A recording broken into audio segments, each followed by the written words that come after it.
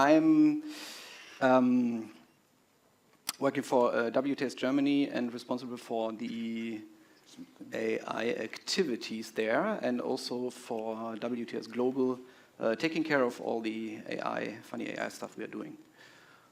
That's perfect. Okay. Marcus. Hi, my name is Marcus. I'm working at WTS Germany, a team with Robert Welzel, Steffen Nussmann, just looking at all these new technologies out there, be it like crypto assets, blockchain, and also AI.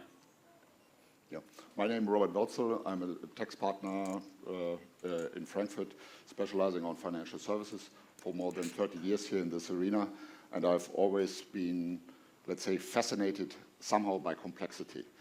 We saw and hear some sort of a drawdown that complexity is really an issue for the industry, of course, from a business perspective. But on the other side, I think complexity has some inspirations. And this is, let's say, how we want to address, and I say first, and then you come with the AI tools, how we can live in the future with this more and more emerging complexity. And the question, operational tax function, technology, design, and value proposition, and this is, let's say, what I picked up here from Harvard Business Magazine. I think with this complexity, we have to translate into business. And then it's a question how, let's say, this complexity we can capture within business and enhance probably the value proposition of tax departments, that really tax departments can serve, let's say, the business. And business, especially within the financial service industry, many of the institutions are covering a lot of jurisdictions, how this complexity can be really addressed. Before I start with my, let's say, description of complexity and multidimensionality, I just recently read a book, Technology in Financial Markets. It's, let's say, it was in Oxford University Press, it was offered. And then it's probably to go back, what means technology in financial markets. Two things. First, the technology developments really drive the financial markets up to a certain degree. We see new instruments, new technologies, which really change the way business is conducted. And on the other side, very often technology is ahead of, let's say, regulation, financial crisis, securitization, and so on. And then regulation kicks in. And the same issues we have, let's say, with the BEPS initiatives after the financial crisis and so on, how this is captured. So with crypto, it was already indicated, it will really create new, let's say, technical opportunities to conduct financial services in the future, to conduct asset management in the future. Regulation has to keep up somehow. And it is really international. So on those ways, the technical or the technology development is driving complexity. Of course, let's say, regulation, especially also tax here in our, let's say, constitute here, is following or trying to catch up to a certain degree. So it's a, let's say, normal evolving momentum of emerging or not emerging at increasing complexity. And if we try to break this down up to a certain degree, here, let's say, some generic factors you know from BNY Mellon, I, let's say, copied here their overview. They published, you see how many different tax topics are out there. Everyone in this industry has to cope with. And together with, let's say, the digital, let's say, development, data creation, what we are talking about. And I've learned from financial institutions that ultimately financial institutions up to a certain degree, it's all about data. They are really big data management, that is all about it. And how to capture, how to translate this into, let's say, the value proposition for tax departments. And this is my favorite, let's say, slide. What is showing somehow the complexity and the issues for business. And it gives you an indication of probably what we are talking about and to translate and to cope with complexity in the tax departments. A big financial institution usually wants to invest in 100 or 150 jurisdictions in different asset classes. You have your intermediate structures, LPs, CCUFs, tax, trusts, etc. Then you have your investor jurisdictions, probably more than 100. And if you just now start to, let's say, what is the number of potential tax regimes you have to cope with? 100 multiplied with 20, multiplied with 100, then taking into account, let's say, that you have different asset classes, the number, only the static number of potential tax regimes is incredible. As a German, let's say, tax lawyer, to put it this way, I'm quite good covering a German investor invested via a German structure into a German asset. Some of my colleagues are better covering 5 jurisdictions.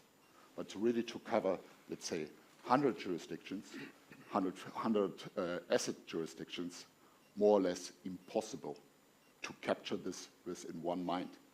And there then kicks in really technology, what might be possible.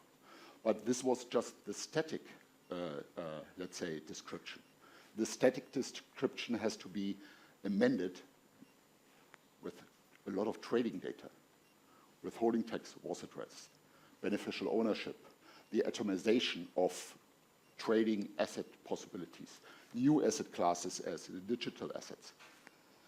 And in addition, we not only have to cover tax, regulatory topics really click in and drive, let's say, this area too. ESG, of course, it's an emerging topic. And it will be an emerging topic.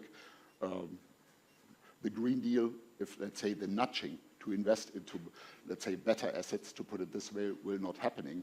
How society will react, what will be the repercussions, I think we can be, it's quite easy to think about that even more complexity, more multidimensionality will be added to this overall scenery. And last but not least, technology, and one of the tools that you have here, let's say, APIs and so on, working together. And then there's the question how this data will, let's say, ultimately assist, hinder, or how you approach, let's say, the value proposition of a tax department. The business will tell you, we have to invest in 100 countries. We have to invest in, or we will serve 100 jurisdictions from an investor perspective. We have to cope with these to be competitive. So the complexity, the tax complexity, really will be up to a certain degree a competition topic for business. And I think that is what we are here up to a certain degree talking about. And in addition to this complexity, and then I will switch very quickly to you, let's say currently every or a lot of the stakeholders, the players, are acting on their own. And if you, let's say, reconciliation of data, you're sending this and acting or trying to, let's say, solve 100 different, let's say, tax declarations, needs, and so on, withholding taxes, you will employ different advisors in different jurisdictions. You will work together with other financial intermediaries. And if you, let's say, this network of, let's say, stakeholders, you have different, let's say, various actors, and the possibility of connections grows exponential. So what we see, it's really exponential, increasing complexity. And the question for the tax department is, because the budgets will not increase exponentially, no doubt about it, how to tunnel this emerging, more and more emerging or materializing complexity in the future. And one of the tools we think is quite important, really before starting about thinking about tools, isolated solutions, how we should probably work together. So from a technology perspective, more and more, let's say, collaborative software solutions are emerging. And let's say this networking element should be one of the founding bases really to capture the increasing complexity in the future. If we just work isolated on each topic, for one topic, 10 topics possible. For thousands of topics, it will be more or less impossible to address. And therefore, the underlying is quite clear. Here, data. Data is all what we are talking about. This data probably have to be channeled through a platform of various actors, various stakeholders, who have to work together to come to certain results, to serve the, let's say, interests of investors, tax authorities, intermediaries, and so on. And one of the tools who might help us, or will help us definitely, are the more and more emerging AI solutions. Not only from a generative AI perspective, but we already know, let's say in the trading arena, let's say machine learning components, process mining, and so on. So that is probably a way how to address this in the future. And now, let's say the real AI guys will take over and showcase how, let's say, in such a complex environment, which has to, let's say, think about how we implement this into business, might work. Michel. Oh, that's me. Yeah, we can share the slides. I just see the question. Sorry, I will. How much time do I have? How many minutes? 20? 30. Cool. Okay. Yeah. I'm the only one talking now for 30 minutes. No, I'm not. So I hope you're well. So how are you feeling? Quite good? That's good. So thanks for inviting me back, Ali. Last year, as you can see, we had a great panel with Helen, with Kunka. I haven't seen Inga here today, so I don't know where she is. And who was there last year? Okay, because we have a little test. So we discussed a bit. No, we don't. No, we talked a bit and a lot about artificial intelligence. Let's say in a nutshell, the good old-fashioned ones where you have like models who are actually observing, like supervised or unsupervised models. Doesn't matter. Like the one AI solutions or models who were around for a couple of years now, and the generative AI. So that was not even kind of new, but during that time, 2020, end of 2020, it was just made available to us, most of us. So it was easily accessible and helped us. And I think last year I made the example, and we have it the same this year again. So in the back there are people taking notes, and we'll create for you a protocol and kind of something to remember what we talked about. And essentially, sorry guys, we could actually do it with AI or with the technology. We can just record it and have the transcript and summarize it. And I don't know, I'm kind of a big fan and nerd in the way of AI, and it's developing quite significantly. And I hope there will be sound. Let's see. If not, I will do a great voiceover. Let's see. No, there's no sound. There's the next presentation. That's great. No sound. Okay, what you can see here is 4.0, so the next model of OpenAI, helping you. This guy is just saying, okay, I have a friend in front of me who speaks Italian. I'm only able to speak English. Please translate what she's saying in Italian into English and vice versa. And it's simultaneously doing the translation, which is great. I mean, for us being able to speak a bit English, German, and that's about it. It's good to talk to other people and maybe in our profession to try to get some information about, I don't know, taxation laws, like you said, in how many jurisdictions? A couple of jurisdictions, right? So it's helping us. But who is actually using like ChatGPT or other technologies for business purposes right now? Okay, that's amazingly little amount. Okay, that's good. But there's something holding us back, right?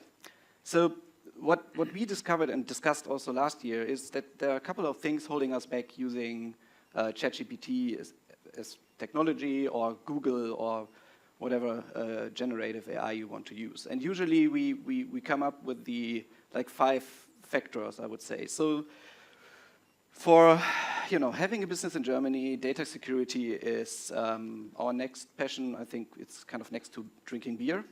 It's really horrible. So we need to find a solution to, okay, where do we put the data? Where do we store the data? And actually, what are they doing with our data? So we are really curious about it. And we don't want to have the data like in the model. So that was a bit holding us back and is still holding me back to freely put in some information. And then there was something else, like prompting. Who is aware of what prompting means? Stefan, I told Stefan last week in a seminar. So it's actually the way how you talk to the system. So it's changing to a way of, you're not allowed, or you should not Google, use your Google way of looking for something. That will not help as a prompt.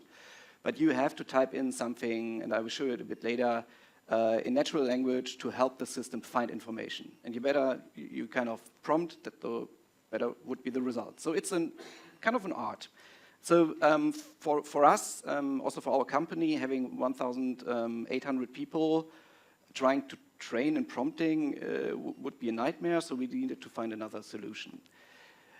Next one was confidential data. So is kind of linked to the data security, but I'm not sure if you have seen like the news. I think Samsung or Huawei put in like really confidential data because they were just reviewing a memo and there was a Python script in there, and that was not a good idea because now it's gone. So you have to be careful which kind of technology you use, and you put in, like for us, like client data or other data, right? And those systems they should be creative, so they don't have an issue with being or providing an answer all the time. Also, they don't know what they are doing. They are just trying to give you an answer. And they have no explicit text knowledge in there, right? So don't use ChatGPT with really text-related questions. The answer could be very, very bad. Well, and there was one lawyer, I think in the US, who actually made up an entire defense, and it sounded good, and there were some references, and it was all made up, and I think he lost his license. And there's one thing, again, what I usually see and get as a comment, we still have to think about the results and review the results, and so they are not perfect. And so we need to activate our own thought power. That will not go away quite. I would say in a couple of months it will not go away. Maybe years. Let's see how the system is developing. So that said, what we did, and now it should be a kind of Apple-like moment. We created a playground, and we're working hard to have it today in English, so I can actually demo it a bit. Which is allowing us to tackle most of the issues, except the last one. We still need our brain, which is good, I think, for me. Also, I'm not. So what I will show you, and I hope in the last row you can see it. I try to translate it. So what we did was we have built on our license with Microsoft, where we have our tax advisor special regulations in there, an environment where we actually have kind of our data, and the architecture in that way is that we use the copy of the GPT model in the Microsoft environment and do not train the model, and the data will not store. So it's really, for us,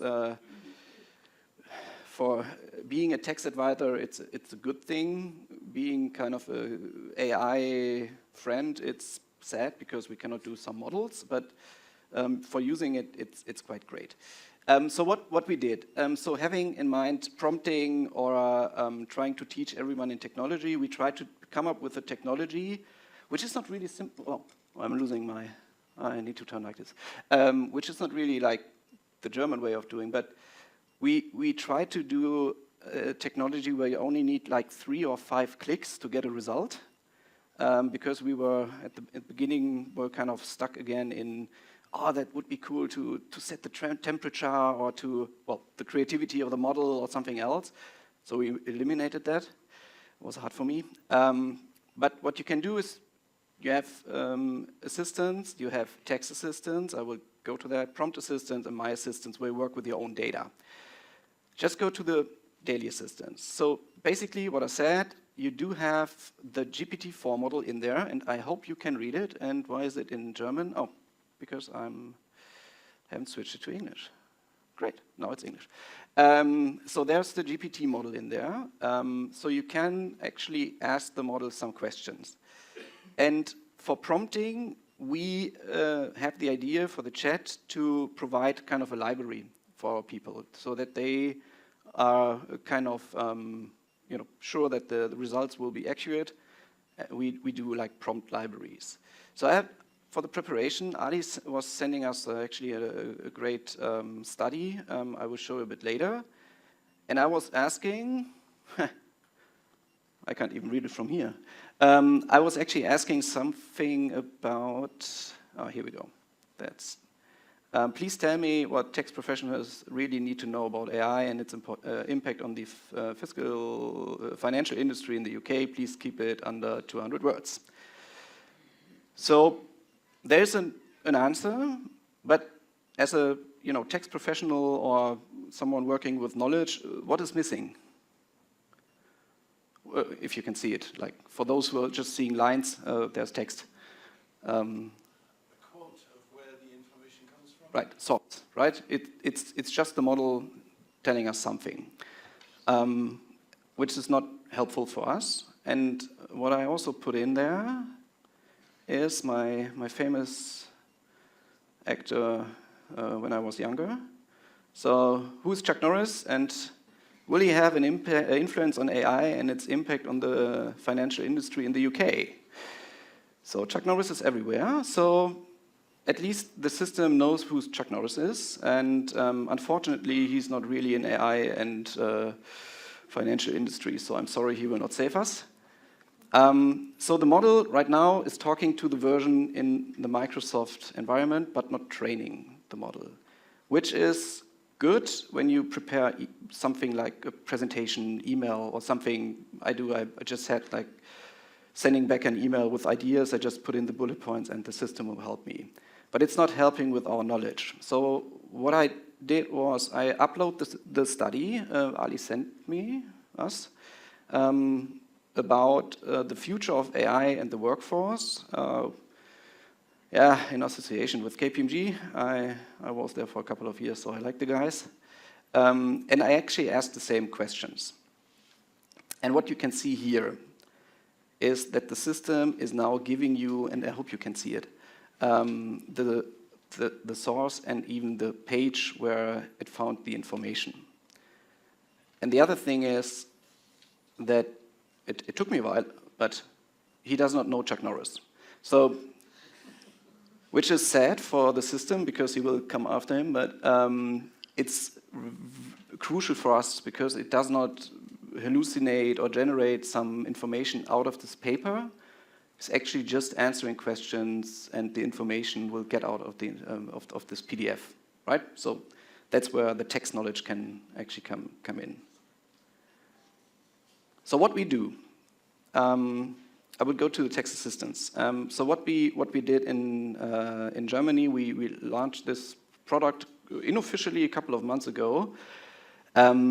We work together with two large German publishers who are actually now providing their content over this technology to the industry.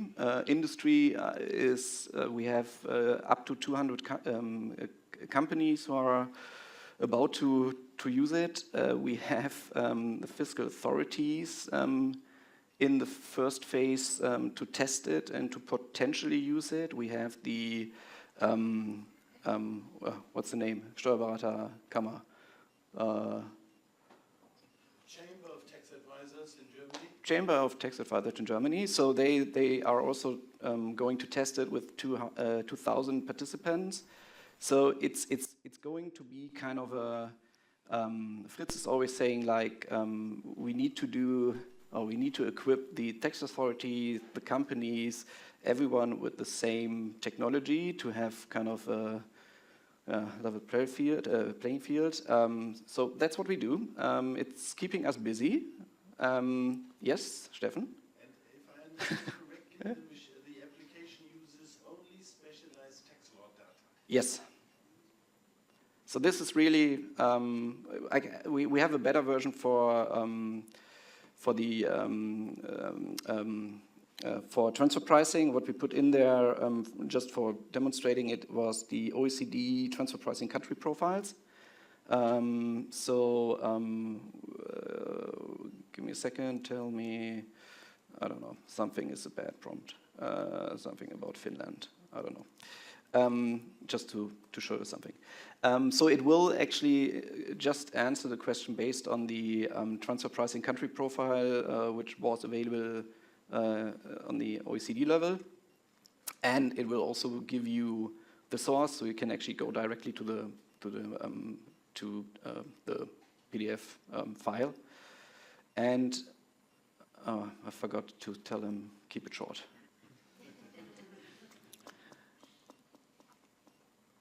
Okay, so maybe after lunch. No, it will be done in a second, or maybe two.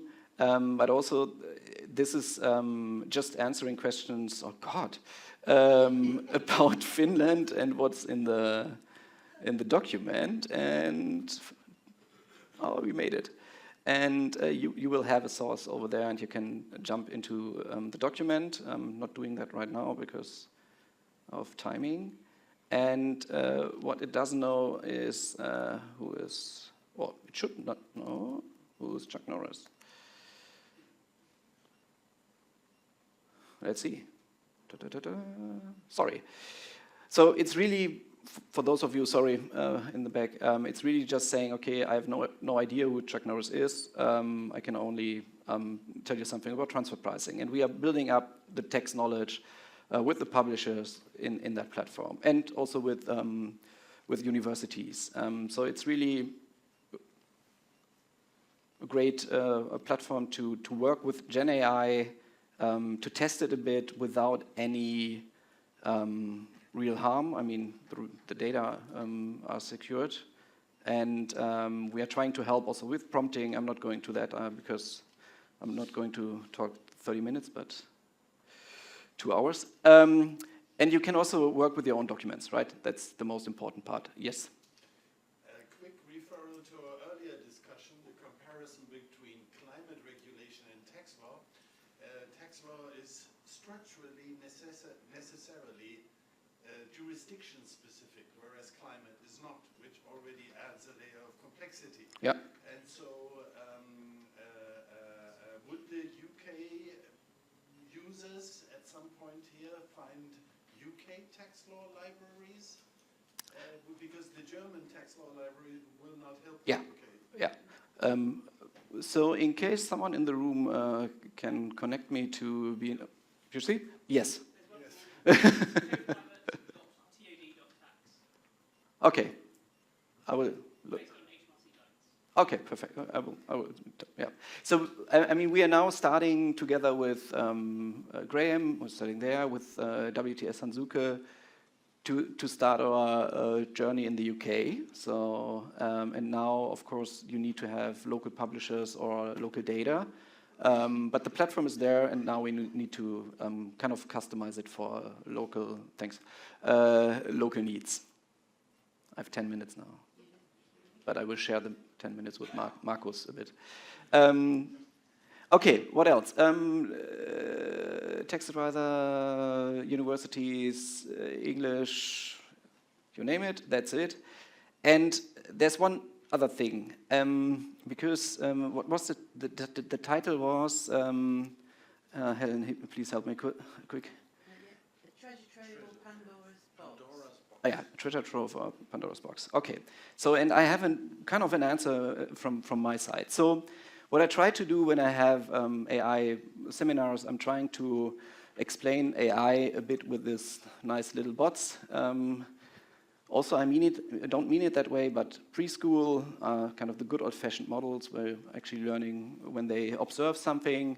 The school graduate is the large language model like ChatGPT, so generating something, so has a really, really good knowledge, everything from the internet they scraped, so it can write something, it can summarize, it can translate, so it's really good, but he does not know something about text. So we have those bots I just showed you, for me, young professionals. So this bot going into somewhere in the library, taking the theoretical text knowledge right now and giving you an answer, right?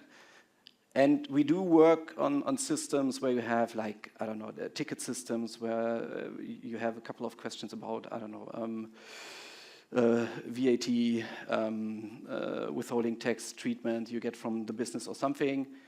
Of course, that's something you do within the process of the company, so we do this as well.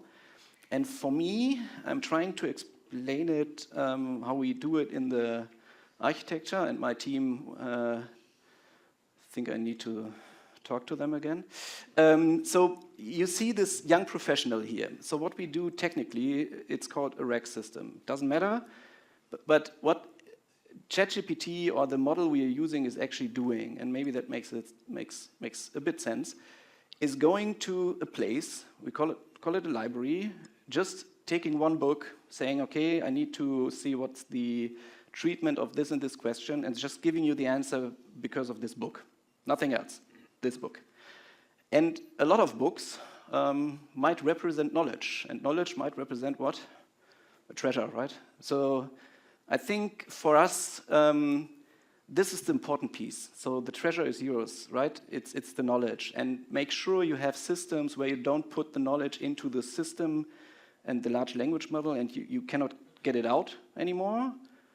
I would recommend make sure you have your knowledge, your treasure, and then use technology like this to make your life easier.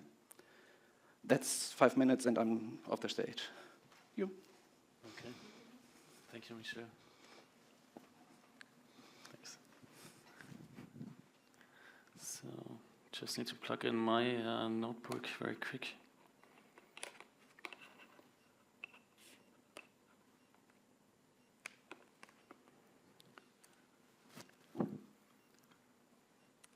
So,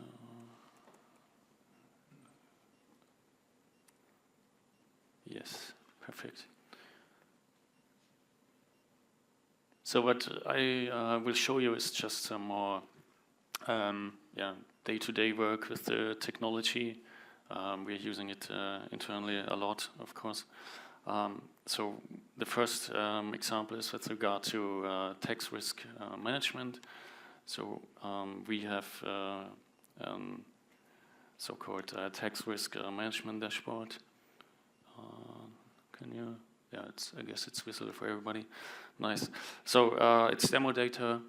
On the left-hand side, you see a full fund portfolio invested into different countries. Do I need to resize it a bit? Okay. Oh, let me see. Is it better? Yeah. So here on the right-hand side, you see the funds invested into different countries. We have here on the upper right corner our risk category with regard to the countries and also with regard to the investments. So we differentiate between above 100 million market value and below. And on the lower corner here, you see the different assets the fund portfolios are invested. So we are obviously, according to our risk metrics, we just look at the countries which fall into these categories and obviously are invested with more than 100 millions in the respective countries. So we slim down this list to, I think it's around 12 countries, I don't know. It's just a demo. So, and let's just see now Slovakia, it's risk category 5, and it has, the funds are invested in equities, bonds, and other securities. So now we need to think about, okay, it might be a tax risk declaration from originating from our equity investments. So let's see what's the tax law telling us about equity investments in Slovakia. So we go to the playground, go to the daily assistance and the chat. Also, Michel just showed the UI is quite similar to the OpenAI Gemini chat, so the UX is very similar. And we just use this prompt here. I'm not sure if you can see this. How can I make it bigger? Is it also, no, that's not working here. Okay, so this is just, so I'm just reading it for the audience in the back. I'm a German tax advisor researching on tax obligations for a foreign investor in, now comes the placeholder country for a specific asset, also as a placeholder. Please use the instructions to get the value for the country and the asset. Please search for the answers stated in the questions for sale of the asset and an income stream of the asset. Please use the tax laws of 2023. Why 2023? It's just currently at the moment the limitation of the information we have. But I think Michel is working that we get the live data from the internet. So now I can, I know the instructions exactly. So the asset is common stock, country Slovakia. So you can't easily exchange it without rewriting everything. So we just go ahead, prompt this to the machine. Okay, perfect.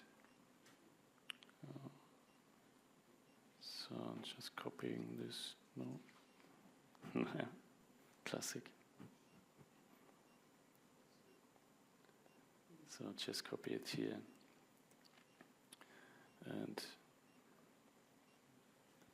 click here. So now the machine is running and providing the answer. Now I'm not a tax specialist. I have no idea if this is correct or not, but I guess it looks like a very decent answer, which I can now send over to my WTS global partner, because I think Michel also said it. You still need to use your own brain. Still need to check the answer, but it gives you a very, very good idea the direction you could ask very easily and very fast, without like going first to your global partner. Hey, is there any tax risk obligation?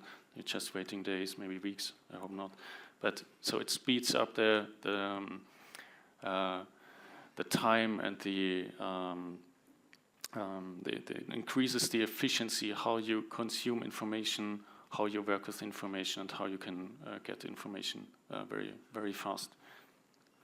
The next example I would like to show you is this chat with PDF functionality. I think there was for withholding tax-free claims, there was like a change in Swedish tax law, right? So there was and the funds, there was new rules for funds to be applied, or the funds need to fulfill certain rules. So all the fund prospectuses invested in Swedish assets had to be checked again, and which is quite a burdensome task. So all the fund prospectuses had to be checked again for certain questions. What I'm doing now is I'm uploading a freely available document of a fund prospectus.